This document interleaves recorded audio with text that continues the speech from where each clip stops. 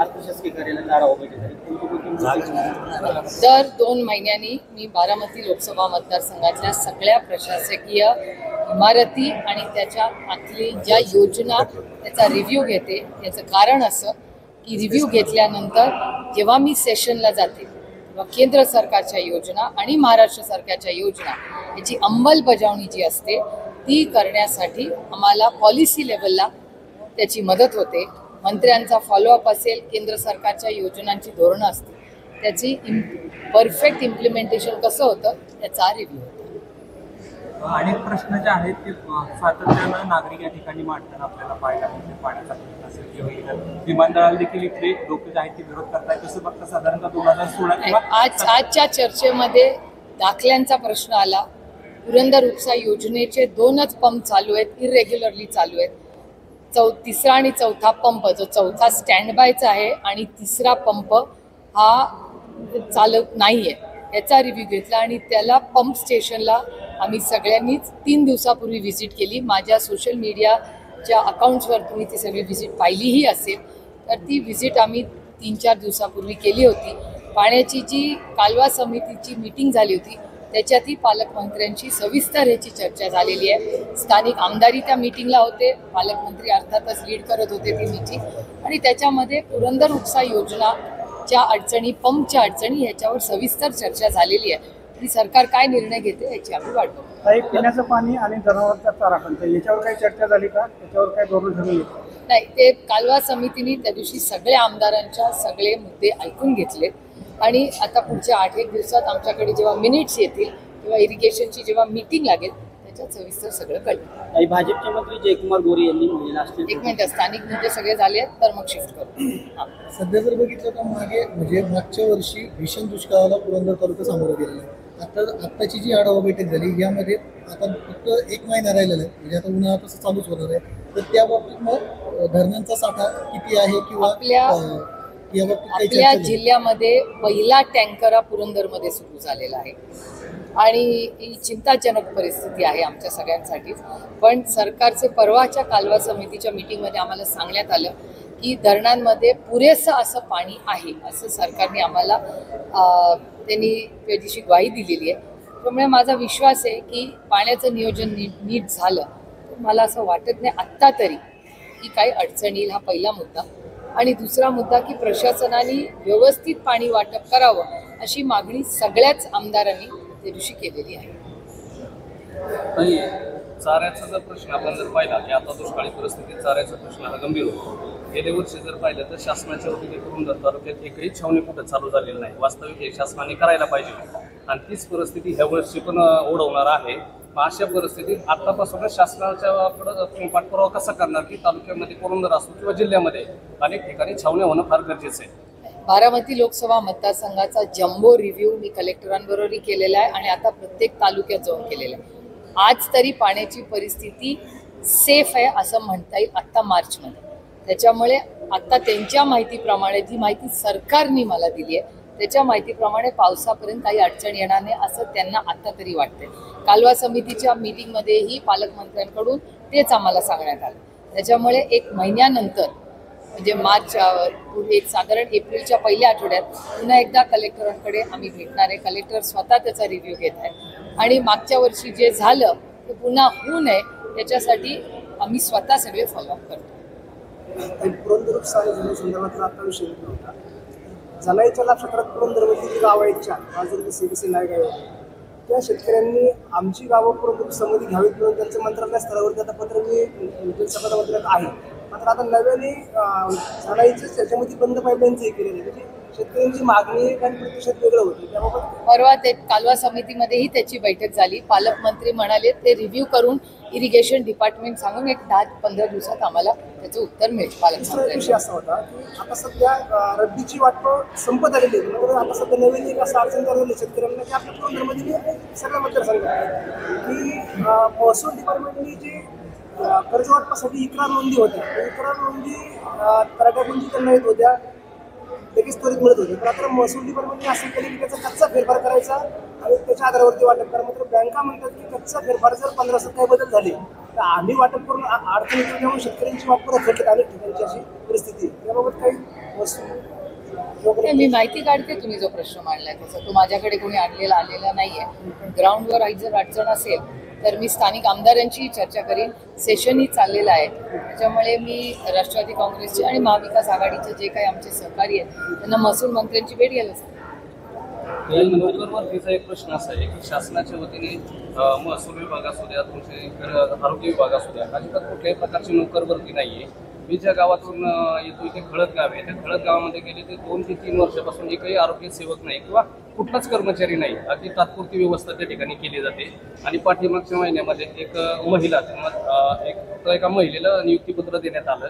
एक महिला संपूर्ण आरोग्य केंद्र 5 गाव सुद्धा काय चालू शकत नाही. मग ती नोकर भरतीच्या बाबतीत आपलं काय आहे त्या ठिकाणी पाठपुरावा तुमचं कसा म्हणणं राहील? अगदी बरोबर एका आहे. गावाला म्हणजे तलाठी पण 5-5 गावाला एक आहे. योगायोग आहे की तुम्ही मला हाच प्रश्न आज विचारताय, कारण इथे मी जेव्हा आज शिरतच होते तेव्हा एक युवक भेटला होता मला पुरंदरचा, आणि तो मला सांगत होता की पुणा म्युन्सिपल कॉर्पोरेशनने ते पुण्याला अभ्यास करतात मुलं, पण ती पैसे भरलेत मुलांनी पण परीक्षाच घेत नाहीत. ते मी जेव्हा कमिशनरशी आता बोलले, कमिशनर मला म्हणाले 113 जागा आहेत आणि 27,000 मुलांनी नोकरी. Please remember the number.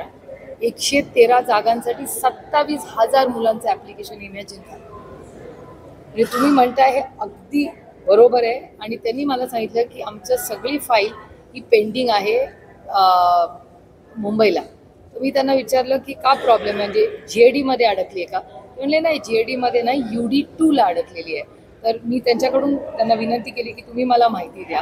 Me GAD आपलं UD2शी बोलते. UD2च्या सेक्रेटरीशी मी आता बोलणार आहे, ही माझी मीटिंग झाल्यानंतर, की 113 जागा जर आहेत, एवढे लोक आहेत, पैसे भरून घेतलेत सरकारने, परीक्षा का होत नाही? इलॉजिकल आहे ना. तशीच GAD कडे तुम्ही म्हणताय ती मागणी मी GAD कडे पण करेन, कारण का जागा रिक्त आहेत. बजेटमध्ये त्यांचा पुरवठा झालेला आहे, पण फक्त परीक्षा होत नाहीयेत वेळेवर, म्हणून हे डिले होते. ॲब्सोल्युटली व्हॅलिड, अगदी बरोबर होत नाहीत ना. नाही, आता मागे करायला लागेल, नाही केलं तर आता आंदोलन करा. या सरकारमध्ये आंदोलन केल्याशिवाय काय मिळतच नाही. महसूल प्रमाणेच ग्रामपंचायतीने सध्याचे सर्वत्र प्रश्न कसं होतं, पुरंदर तालुक्यात तारीख ठेवण्याचा प्रश्न असेल, त्यांनी ग्रामपंचायतीनं कामकाज करण्यासाठी एक सॉफ्टवेअर डेव्हलप केलं. शासनाच्या ग्रामविकास विभागाने कंपन्यांना काम दिलं. कंपन्या मागच्या 9 महिन्यापासून बंद आहेत.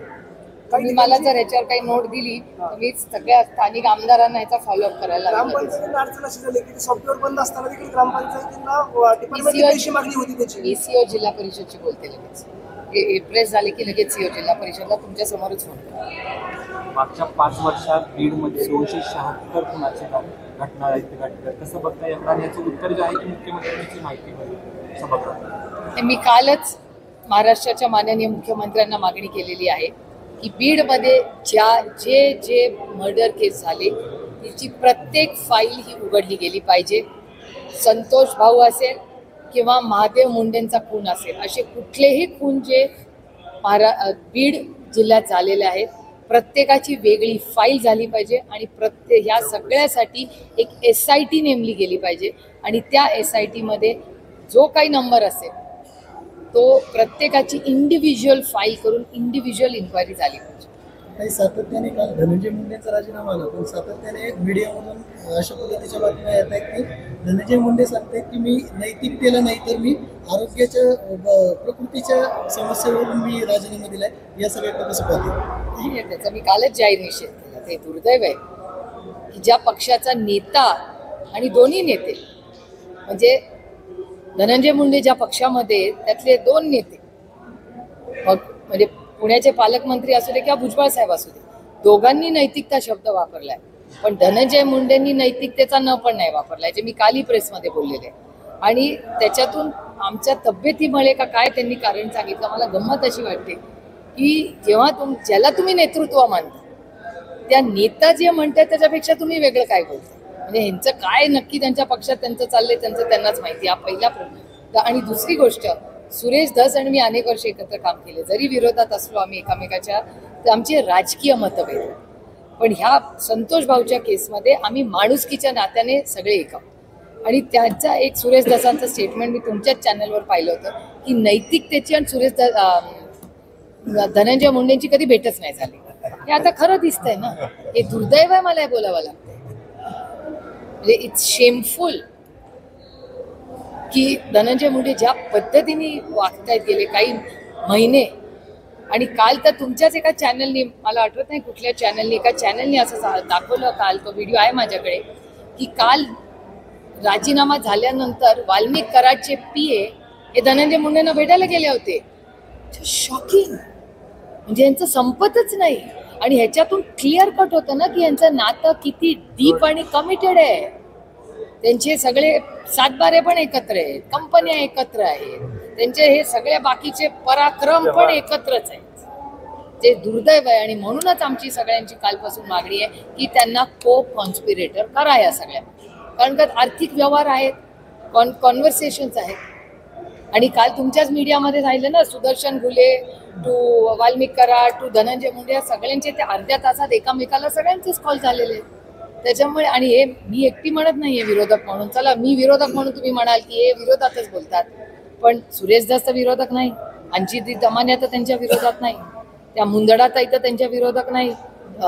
किती नावं घेऊ तुम्हाला सध्या, सगळे एकच गोष्टी, एका सुरातच मागणी चालली आहे सगळ्यांची. काही देवेंद्र फडणवीस यांच्या धमकीनंतरच खऱ्या अर्थाने त्यांनी राजीनामा दिलेला आहे. एकंदरीत नंतर कारवाई करावी लागेल असं देखील सांगितलं. त्यानंतर धनंजय मुंडेंचा कुठेतरी राजीनामा दिला. रामकृष्ण हरी, हे सगळं तिकडे विचारायचं, मला हे माहिती. अजित पवार गटाचे ज्येष्ठ नेते आहेत हसन मुश्रीफ त्यांनी आता राजीनामा दिलाय पालकमंत्रीपदाचा वाशिम जिल्ह्याचे. सगळे प्रश्न तिकडे विचारा बाबा, मी कशी याची उत्तरं देणार. त्यांनी असं कारण सांगितलं की 800 किलोमीटरचा प्रवास करताना कुठेतरी कोल्हापूर मुंबई कामात व्यस्त असताना हा प्रवास शक्य होत नाही, त्यामुळे राजीनामा दिला असेल. मला आश्चर्य एकाच गोष्टीचं वाटतं की देशाचे प्रधानमंत्री, त्यांना हे नेता मानतात ना, त्यांच्याच नेतृत्वाखाली त्यांचं सरकार चालू आहे. ते माननीय प्रधानमंत्री असं म्हणतात की आम्ही प्रधान सेवक आहोत, आम्ही सेवा करण्यासाठी.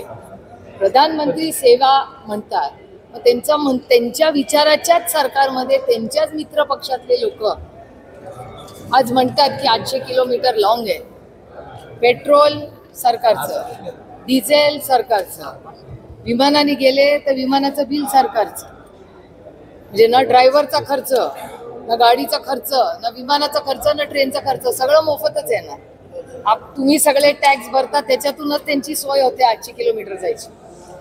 आता ही जर सेवा असेल तर मग 800 का आणि 8000 काय, काही मायने नाही.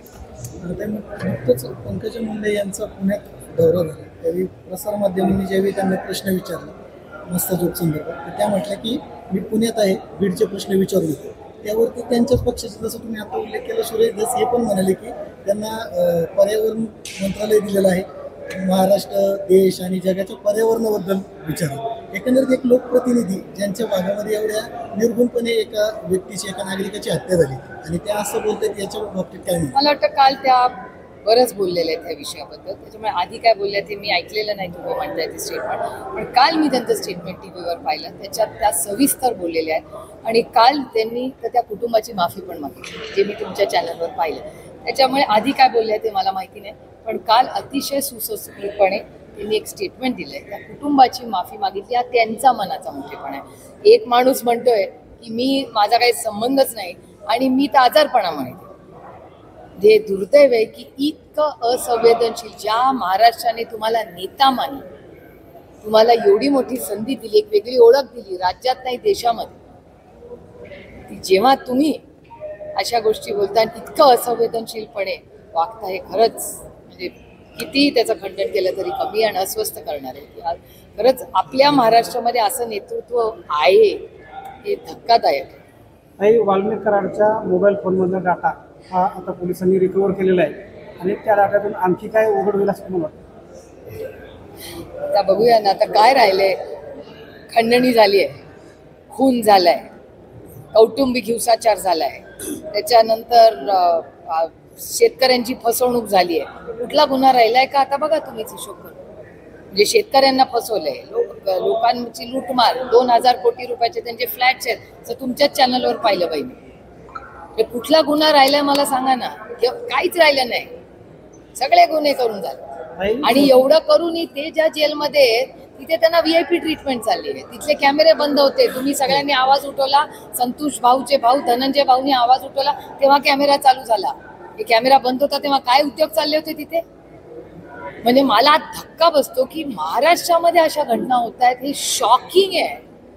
महाराष्ट्रात कधी असं झालेलं नाही. सुसंस्कृत राज्य आहे, आम्हाला सार्थ अभिमान आहे महाराष्ट्राचा आणि बीडचा पण या 10-15 लोकांमुळे बीडचा आणि महाराष्ट्राची बदनामी आज देशामध्ये होती. काही महिलांवर अत्याचार होण्याचे प्रमाण तर आपल्याला जास्त वाढलेलं दिसतं. त्याचबरोबर जयकुमार गोरे जे भाजपचे मंत्री आहेत त्यांच्याकडून सुद्धा महिलांवर विनयभंगाचे प्रकार समोर येत आहेत. त्याचे फोटो त्या महिलेला पाठवले जात आहेत. कसं बघतं या भाजप सरकार? तुम्हाला सांगू, मला ही केसची माहिती नाही. आज माझ्याकडे सोशल मीडियातून ती बातमी आली. ती बातमी आली आहे धक्कादायक, म्हणजे जस्ट शॉकिंग. त्याच्यामुळे मी स्वतः त्याची माहिती काय आहे ह्याची माहिती मिळवण्याचा प्रयत्न करते. कारण का माझ्याकडे जे आलेलं आहे जी माहिती सोशल मीडियावर, म्हणजे मी एक महिला आहे आणि तुम्ही सगळे जरी माझे भाऊ असला तरी पुरुष आहात. त्याच्यामुळे मला माझी मर्यादा ही ओलांडता कामा नये. त्याच्यामुळे मी खूप विनम्रपणे तुम्हाला म्हणते की मला माहिती काढू द्या. कारण का माझ्याकडे जी माहिती आली आहे ती भयानक आहे आणि अतिशय म्हणजे शरम वाटेल अशीच आहे. तर त्याच्यात काही तथ्य असेल तर मागच्या महिन्यामध्ये खानावळे मीटिंग झाली खानवलीला आणि स्थानिक नागरिकांनी काय प्रश्न उपस्थित केले. सौर प्रकल्पासून जमीन मीटिंग घेऊ. त्याच्यानंतर कलेक्टरकडे त्याची मीटिंग झालेली आहे. कुठे गेले सुदामाप्पांकडनं त्याची माहिती पण आहे. त्यांच्या तर गावातला सुवर ऊर्जेचा जो होता तो कॅन्सल झालेला आहे, जिथे गायरानाचा विरोध होता. तर ते आज कलेक्टरांनी कन्फर्म केलं की जिथे खूप टोकाचा विरोध असेल तिथे आम्ही करणार नाही. पण आता जिथे ऑलरेडी झालेलं आहे त्यांच्यासाठी काय करता येईल किंवा त्या गावाच्या विकासासाठी कुठली जमीन घेता येईल याचा प्रपोजल आम्ही कलेक्टरांकडे पाठवलं. आणि आज 3 वाजता बरेच काही लोक कलेक्टरांना पुन्हा भेटायला जाणार. जयकुमार गोरे असतील, कोकाटे असतील, त्यानंतर धनंजय मुंडे, म्हणजे आता सरकारमधले महायुती सरकारमधले 3 मंत्री आहेत की ज्यांच्या बाबतीत मीडियामध्ये भ्रष्टाचार असेल, विनयभंग असेल, म्हणजे एकंदरीत सर्व तक्रारीच येत आहेत, गुन्हेच दाखल होत आहेत. या बाबतीतच चर्चा चालली आणि एकीकडे सांगितलं जातं की सर्वसामान्यांचं सरकार आहे. काय म्हणाली याबाबतीत? तुमच्या प्रश्नातच माझं उत्तर आहे. तुम्हाला हा प्रश्न विचारावा असा वाटतोय मला, याच्यातच माझं उत्तर आहे. तुम्ही विचार करा, म्हणजे भरभरून या राज्यांनी त्यांना मतं दिली एका विश्वासाच्या नात्याने. एवढं मोठं मॅन्डेट येऊन 50 वर्ष झाली असतील. महाराष्ट्रात कदाचित एवढं मोठं मॅन्डेटच असेल आणि 100 दिवस पण नाही झाले. 100 दिवस पण नाही झाले. तुम्ही बघताय काय परिस्थिती. आणि कुठला गुन्हा सोडलाच नाही हो यांनी. सगळे गुन्हे झाले आहेत सगळ्यांचे. हे खूप दुर्दैवी आणि अस्वस्थ करणार आहे. कारण का ठीक आहे हो, त्यांची सत्ता आली, आम्ही विरोधात बसलो, ठीक आहे, आम्हाला तो मॅन्डेट मान्य आहे. पण जेव्हा एवढं मॅन्डेट जेव्हा आपण निवडून येतो ना तेव्हा जबाबदारी वाढते. एवढी मोठी जबाबदारी असताना ज्या पद्धतीने 84 दिवस लागले, तुम्हाला माहिती आहे, कालचा राजीनामा व्हायला. कालचे फोटो, परवाचे फोटो आले. फोटो आल्यावर तुम्ही सगळे किती म्हणजे सगळा महाराष्ट्र हादरून गेला, सुन्न झाला. मग हे फोटो आधी सरकारने पाहिले नव्हते. अर्थातच सरकारनेच पहिले पाहिले ना आपल्या सगळ्यांच्या आधी. मग जर सरकारने हे फोटो पाहिले होते मग सरकारने ऍक्शन आधी का नाही घेतली? आणि हे व्हिडिओ मधले फोटो, हे नुसते फोटो नाही आहेत, हा व्हिडिओ आहे. तर नुसतं फोटो बघून आपण सुन्न झालो, तर आज व्हिडिओ बघितल्यावर काय वाटेल तुम्ही सगळा? कधीतरी तुम्ही त्या कुटुंबाचा विचार करा हो. काय वाटत असेल त्या माऊलीला, काय वाटत असेल त्या आईला, त्या छोट्याशा आपल्या वैष्णवीला काय वाटत असेल हे सगळं? एवढं असंवेदनशील हे सरकार आहे, जे धक्कादायक आहे. एवढं मोठं मॅन्डेट असताना काय असे असंवेदनशील वागतात मला कळतं. मुख्यमंत्री जाणून बुजून याच्याकडे दुर्लक्ष करतात ते. काल तर मुख्यमंत्र्यांनीच अनाऊन्स केलं ना सगळं, की म्हणजे काल तरी असं वाटत होतं की मुख्यमंत्र्यांनी काल चार्ज घेतलाय या सगळ्या गोष्टींचा. त्यामुळे मुख्यमंत्र्यांकडून तुम्हाला जशा अपेक्षा आहेत त्याच्या माझ्याही अपेक्षा आहेत ना. जरी आमचे राजकीय मतभेद असली तरी राज्याचे मुख्यमंत्री आहेत. एक महिला म्हणून, एक लोकप्रतिनिधी म्हणून, एक नागरिक म्हणून माझीही त्यांच्याकडून अपेक्षा आहे. मुख्यमंत्री पारदर्शी कारभार करत असतील तर स्वागत आहे असं उद्धव ठाकरे म्हणाले. काय मुख्यमंत्री पारदर्शी कारभार करत असेल तर त्यांचं स्वागत आहे, परंतु पारदर्शी कारभार करताना त्यांचं कोणी हात बांधते असं नाही. मी काल आणि परवा मी रोज हे बोलते की OSD आणि PL ला एक नियम आणि मंत्र्यांना एक नियम एक असतो. जर पारदर्शक कारभार करणार असेल तर आम्ही त्याचं मनापासून स्वागत करू. मी जाऊन त्यांचा सत्कार करेन, काहीच प्रॉब्लेम नाही. चांगल्या आजचे को अच्छा बोलण्याचे. मी पार्लमेंटमध्ये पण जेव्हा विरोधी म्हणजे आमचे सत्तेमधले लोक जेव्हा बारामती लोकसभा मतदारसंघातली कामं करतात, मी on floor of the house thank you म्हणजे आभार मानते, कारण का ते आपल्या लोकांसाठी मदत करतात. तर अशा परिस्थितीत जर चांगलं काम एखादा मंत्री करत असेल तर त्याचं कौतुक एक सशक्त लोकशाहीमध्ये करण्याला काहीच गैर वाटत नाही मला. पण त्याचबरोबर OSD ठेवताना, PA ठेवताना काय शब्द माननीय मुख्यमंत्र्यांनी वापरला, फिक्सर. मला वाटतं जर फिक्सर नावाने जर तुम्ही OSD आणि PA ला अडचण येते तर इथे तर खून, कौटुंबिक हिंसाचार, भ्रष्टाचार काय राहिले मला सांगा ना आरोप. आणि आजचं जे तुम्ही पाठवलंय ते माझ्याकडे आलंय, मी एक महिला आहे म्हणून तुम्ही म्हणजे समजून घ्यावं माझी परिस्थिती. पण ते जे गोऱ्यांचं आलेलं आहे त्याची मी माहिती जरूर काढीन, पण जे आहे जर खरं असेल तर ते खूपच एम्बॅरेसिंग. मला ऑकवर्ड होत आहे तुमच्याशी बोलता. पवारसाहेबांनी पण भेट घेतली संतोष देशमुखांच्या कुटुंबाची, तुम्ही पण गेलता, वेगवेगळे लोकप्रतिनिधी गेलेत महाराष्ट्रातून. आदरणीय पवारसाहेब पहिले होते तिकडे जाऊन. सर्वांनी भेट घेतली, पण धनंजय मुंडे, पंकजा मुंडे यांच्यापैकी कुणी त्या कुटुंबाकडे गेलाय का? स्थानिक असून ती मला तरी माहिती नाही. हा प्रश्न तुम्ही त्यांना विचारा. मला काय वाटतं मला म्हणजे काय बोलणार, दुर्लक्ष केलं जाणीवपूर्वक नाही. आता प्रत्येकाने स्वतःची नैतिकता ही प्रत्येकाची असते, त्यामुळे त्यांनी निर्णय घ्यायचा. म्हणजे तुमच्या सगळ्या प्रश्नातून असं दिसतंय कालही ते राजीनामा द्यायला तयारच नव्हते देवेंद्रजींनी. जर आणि तुम्ही बघा देवेंद्रजी देवगिरीला गेले, देवगिरीला जाऊन त्यांची समजूत काढली आणि मग ते तयार झाले असं TV म्हणते. मी म्हणत नाही, कारण मला कसं माहिती असेल की तुम्ही जे TV आणि वर्तमानपत्र रिपोर्टिंग करतात तुमच्यावर माझा विश्वास आहे, त्याच्यामुळे मी तुमच्यावर विश्वास ठेवून हे बोलते. तुम्ही माझा बाईट दाखवताना पुरा दाखवा. मी काय म्हणते वर्तमानपत्राचं की माननीय मुख्यमंत्री उपमुख्यमंत्र्यांच्या घरी गेले, त्यांनी मनधरणी काढली की बाबा रे आता जास्त झालंय, असं तुमच्या चॅनलवर आहे. मी म्हणत नाहीये की अति झालंय, आता आवरा, राजीनामा द्या. किती असंवेदनशील. आणि मुख्यमंत्र्यांनी तर आधीच घ्यायला पाहिजे होता राजीनामा. मला विचार देर आहे दुरुस्त आहे. या संदर्भात विरोधी पक्ष सक्षमपणे काम करत आहे असं त्याचा अर्थ होतो ना. सक्षमपणे म्हणून तर झालं ना. आम्ही एक एवढे महिने लागले त्याला. कारण का सुरेश धर जर सोडले तुम्ही आणि सुरेश धर किंवा संदीप क्षीरसागर अगदी थोडके प्रमाणात, तर विरोधी पक्ष त्या मुद्द्यामध्ये एवढं नाही कन्फ्युजन नाही, मी तर रोजच बोलते त्याच्यावर, मी जाऊन पण आले. पण आता कोणी केलं त्याला काय फरक पडतो, तो बामकाव पेडमत दिनो. पण हे सरकार किती असंवेदनशील आहे बघा. आम्ही पुरावे दिले तरी त्यांनी कुठे गेलं. आणि एवढं करून धनंजय मुंडे काय म्हणले की मी राजीनामा दिला कारण माझी तब्येत बरी नाही. ते म्हणले कधी याच्याबद्दल काय एक शब्द काढलाय? हार्वेस्टरचा घोटाळा झाला, त्यांची इन्क्वायरी लागली आता केंद्र सरकारकडून पीक विम्याची. विरोधी पक्षाने आक्रमक झालं पाहिजे. अजून काय आक्रमक व्हायचं? आम्ही राज्याला विरोधी पक्षनेता कधी मिळणार? तुम्ही जर आम्हाला मोठ्या नंबरनी दिलं असतं तर अजून आतापर्यंत झाला पण असतं. अबू आझमींचं निलंबन करण्यात गठबंधनचं सरकार येऊ शकतं. मग महाविकास आघाडी तिन्ही पक्ष मिळून विरोधी पक्ष नेता काय होऊ शकत? आम्ही मागे ती केली आहे ना काल मिटिंग.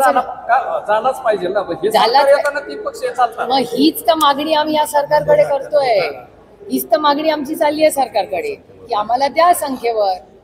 हीच तर मागणी आम्ही करतोय. हार्वेस्टरचा मुद्दा तो उपस्थित केला. आपल्या मतदारसंघातले 5 शेतकऱ्यांची 40 लाखाची माझे आहेत ना. त्यांच्या त्या शेतकऱ्यांच्या वतीने आपण कोर्टामध्ये काय दाखल केले का की त्यांची हो, कोर्टात केस चालू आहे ना. कोर्टात केस चालू आहे. आणि ह्या राज्यातले आपलं देशाचे कृषी मंत्री मी पार्लमेंटमध्ये बोललेले, हार्वेस्टर बद्दल बोलले आणि पीक विम्याबद्दल बोलले. मला शिवराज सिंग चव्हाण साहेबांनी शब्द on the floor of the house दिलाय की मी याची इन्क्वायरी लावणार. मी पाहिजे तुम्हाला त्याचा व्हिडिओ पाठवतो. कर्जमाफी संदर्भात आपण बोललो होतो. कर्जमाफी ती नाही, याची इन्क्वायरी, हार्वेस्टरची इन्क्वायरी, त्याच्यानंतर पीक विम्याची 5,000 कोटी रुपयाचा जो घोटाळा त्याची इन्क्वायरी. आता तो बी 1 रुपयातला रद्द करायचा संसदेचा विषय चाललाय का? तो 1 रुपयातला रद्द करून 100 रुपयात करायचा पीक विम्याचा विषय निघाला म्हणून त्या संदर्भात संसदेमध्ये आपण हो, आता मी माझ्या बजेटच्या भाषणात बोलले ना. बजेटच्या भाषणात पण मी बोलले. सगळं ऑन रेकॉर्ड आहे. आणि पार्लमेंटमध्ये इथे तिथे नाही, पार्लमेंटमध्ये फ्लोअर ऑफ द हाऊसवर बोलले. आता त्या सोसायटीने एक शेक चालू केलेले आहेत आणि थकबाकींचा मार्चा केलेली कर्जमाफी संदर्भात सर्वच पक्ष बोलल्यामुळे शेतकरी त्या का अपेक्षेने पाहतात. मात्र अद्याप त्याविषयी काहीच नाही. बँका वसुलीसाठी मिटिंग वगैरे घेतात. आपण विरोधी पक्ष म्हणून त्याबाबत इलेक्शनच्या विरोधी पक्षच आज बोलतोय ना. आम्ही रोजच बोलतोय. आम्ही रोज आंदोलन करतोय, रोज बोलतोय. एक दिवसाचा नाही, एवढं मोठं मॅन्डेट असून 100 दिवस पण नाही झाले आणि आम्ही किती आंदोलनं केली आहेत बघा. सोयाबीनचा प्रॉब्लेम आहे, कपासाचा प्रॉब्लेम आहे, दुधाचा प्रॉब्लेम आहे, साखरेचा कुठे प्रॉब्लेम नाहीये मला सांगा. सरसकट कर्जमाफी हा शब्द दिला होता की नाही देवेंद्रजींनी? झाली का? अर्थमंत्री म्हणतात की तेव्हा विषयावरती काहीच झालेलं नाही. अर्थमंत्री बोलतात ना. आता तुम्ही जेव्हा जेव्हा जे मंत्री तुम्हाला भेटतील तेव्हा तुम्ही त्यांना हे प्रश्न विचारा. माणिकराव कोकाटेंचं मंत्रिपद जाणार अशी चर्चा होती, त्यावरती आज सुनावणी होती देखील, परंतु नाशिक सत्र न्यायालयाने त्यांच्या स्थगिती लावलेली आहे. स्थगिती म्हणजे स्थगिती दिली. तो आज निर्णय होणार होता कोर्टामध्ये अपील मग केलं, त्याला मग परत निर्णय कधी होणार? स्थगिती दिली शिक्षेला तरी. शिक्षेला स्थगिती दिली काय बेसिसवर? मग जेवढी शिक्षा कोर्टाने दिली, सगळे कागदपत्र आहे, मला माहिती काढायला लागेल स्थगिती कशी दिली आहे, काय दिली तिचे बघायला लागेल. आबू आझमींचं निलंबन केलंय विधानसभेच्या कामकाजासाठी, त्याच्यावर काय अधिवेशन त्याच्यावरती? नाही अर्थातच त्याचं आम्ही सगळे स्वागत करतो. सगळ्यांचीच काल भूमिका ती होती आणि एका अधिवेशनाबद्दल केलं. एखाद्या वक्तव्यामुळे लोक दुखवले गेले असतील तर मला असं वाटतं तर अशा घटना अनेक वेळा प्रत्येक सरकारमध्ये होत असतात. त्याच्यामुळे एखाद्या भावना जर दुखवल्या असतील, काल तुमच्याच चॅनलवर मी पाहिलं त्यांनी काल म्हणले पण की मला कुणाला काही दुखवलं गेलं असेल तर मी ते करेक्टिव्ह ॲक्शन घेईन. ते काल दोन्ही दाखवलं, त्यांचं स्टेटमेंट पण दाखवलं आणि त्यांची दिलगिरी पण दाखवली. विरोधी पक्ष म्हणून आता सध्या 10 महिन्याचा विषय पाहिला तर शेतकऱ्यांच्या ज्या योजना येतात, शेतकरी असेल, कॉलेज असेल, शेडनेट सगळ्या योजना थांबवल्या 10 महिन्यापासून. विरोधी पक्ष त्याविषयी सरकारला कुणीच विचारताना आढळत नाही की शेतकऱ्यांच्या योजना थांबवल्यात का? मी तुम्हाला सगळ्या जिथे जिथे आम्ही आंदोलनं केली आहेत ना, डेटा सगळा तुम्हाला पाठवते. ही चूक आमची नाहीये. जे सत्तेमध्ये आहेत ना त्यांना हा प्रश्न विचारला पाहिजे. त्यांना तर विचार ठीक आहे, परंतु विरोधी पक्ष म्हणून आपण काही त्यांना अधिवेशन अहो रोज मी माझी पार्लमेंटची सगळी भाषा तुम्हाला पाठवते. अर्थसंकल्पीय अधिवेशन सुरू आहे. तुमची सातत्यानं मागणी होती की शेतकरी कर्जमाफी झाली पाहिजे. तुम्हाला सरसकट तुम्हाला अपेक्षा आहे की ह्याच्यामध्ये होऊ बघूया, शकतं? अपेक्षा करायला काय, स्वप्न बघायला काय पैसे पडत नाही. त्यामुळे जो शब्द सरकारने दिलाय तो सरकारने पाळावा एवढीच आमची अपेक्षा. सरकारचे आज माननीय मुख्यमंत्री देवेंद्रजी आहेत ना, देवेंद्रजींनी महाराष्ट्राच्या मायबाप जनतेला शब्द दिला होता की आम्ही सत्तेत आलो की 7-12 कोरा करू. आम्ही एवढीच अपेक्षा करतो की ते शब्दाला पक्के असतील. धनंजय मुंडेंच्या राजीनाम्यानंतर छगन भुजबळांचं नाव येते चर्चा, याबाबत काय? तो त्यांच्या पक्षाचा अंतर्गत प्रश्न आहे ना, कोणाला बनवायचा. काही लाडकी बहीण योजनेमधल्या 9 लाख महिलांची नावं कमी झाले आणि आता परत चौकशीचे आदेश दिल्यात की ज्यांच्या घरी 4 व्हीलर आहे किंवा अजून काही वाहन आहे. माझी पुरंदर मधलं सासवडचं भाषण नाही खाटवत. मी या सगळे जे विषय तुम्ही बोलताय ते सगळ्यावर बोललेले आहे.